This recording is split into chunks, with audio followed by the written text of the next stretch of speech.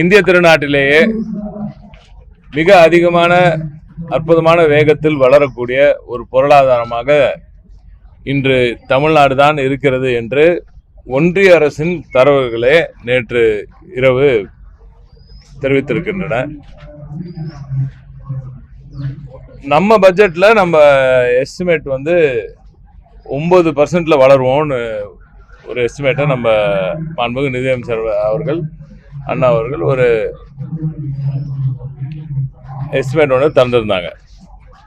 ஆனா அதையும் தாண்டி 11.19% அளவிற்கு இன்று உயர்ந்திருக்கிறது என்று ஒன்றிய அரசின் தரவுகள் கூறுகின்றன.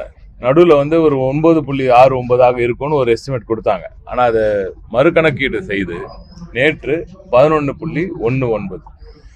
இந்த இலக்கு 14 ஆண்டுகளுக்கு பிறகு அதாவது சென்ற திமுக ஆட்சியில் மாண்புமிகு அன்றைய முதலமைச்சர் முத்தமிழறிஞர் தலைவர் கலைஞர் அவர்கள் எட்டிய அந்த இரட்டை இலக்க வளர்ச்சிக்கு பிறகு இன்றைய முதலமைச்சர் அவர் எதிர்கட்சி தலைவராக இருக்கும் பொழுது 2021 தேர்தலுக்கு முன்பு அவர் தெரிவித்தது போலவே தேர்தல் பரப்புரையில் அதுவும் குறிப்பாக ஒரு கூட்டத்தில் திருச்சியில் கூறினார். நல்ல ஞாபகம் இருக்கு. திருச்சியில தலைவர் பேசும்போது நமது முதலமைச்சர் அவர்கள் பேசும்பொழுது தமிழ்நாட்டு இரட்டை இலக்க வளர்ச்சியை தொடும், அதை நாங்கள் உறுதி செய்வோம் என்று கூறினார்.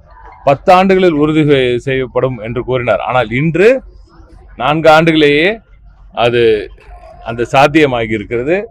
அதற்கு முழுமுதல் காரணம் மாண்புமிகு திராவிட நாயகன் அவர்களின் அற்புதமான செயல்பாடு, உழைப்பு உழைப்பு உழைப்பு என்று அனைவராலும் பாராட்டப்பட்ட, முக்கியமாக தலைவர் கலைஞர் அவர்களால் பாராட்டப்பட்ட நமது முதலமைச்சர் அவர்களின் உழைப்பின் வெளிப்பாடுதான். உழைப்பின் காரணமாக இன்று தமிழ்நாடு நம்பர் 1 மாநிலமாக 11.19 விகிதாச்சாரத்தில் வளர்ச்சி விழுக்காடு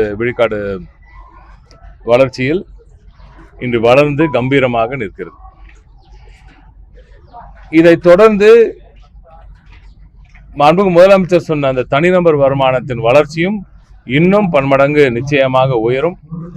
மாண்புமிகு நமது நிதித்துறை அமைச்சர் எனது ஆறுயிர் அண்ணன் தங்கம் தென்னரசு அவர்களும் நிதி செயலர் உள்ளிட்ட நமது தலைமை செயலர் உள்ளிட்ட அனைத்து அதிகாரிகளும் அவர்களது உழைப்பின் வெளிப்பாடு இன்று முதலமைச்சர் அவர்களின் மேற்பார்வையில் மாண்புமிகு துணை முதலமைச்சர் அவர்களின் துணையோடு இந்த அரசு கொடுத்து கொண்டிருக்கும் வளர்ச்சி திட்டங்களின் வெளிப்பாடு. தமிழ்நாட்டின் ஒவ்வொரு பகுதியும், தமிழ்நாட்டில் உள்ள அனைத்து பகுதிகளிலும் வளர்ச்சியை கொண்டு போய் சேர்த்ததன் விளைவுதான் இந்த வளர்ச்சி. எல்லா பக்கமும் டிஸ்ட்ரிபியூட்டட் growth, பரவலாக்கப்பட்ட வளர்ச்சி அப்படின்னு மாண்பு முதலமைச்சர் அவர்கள் தொடர்ந்து சொல்லிக் கொண்டிருக்கிறாரு. அதற்கு கிடைத்த மிகப்பெரிய வெற்றி தான் இந்த இவ்வளவு விரைவான பொருளாதார வளர்ச்சி. மாண்புமிகு முதலமைச்சர் அவர்களுக்கு தொழில்துறையின் சார்பிலும் தமிழ்நாடு மக்களின் மன்னார்குடி மக்களின் சார்பிலும் எனது மனமார்ந்த நன்றியை நான் நிச்சயமாக தெரிவித்த கடமைப்பட்டிருக்கிறேன். பாஜக இவ்வளவு பெரிய வளர்ச்சி பெறும் ஒரு மாநிலம் தமிழ்நாடு.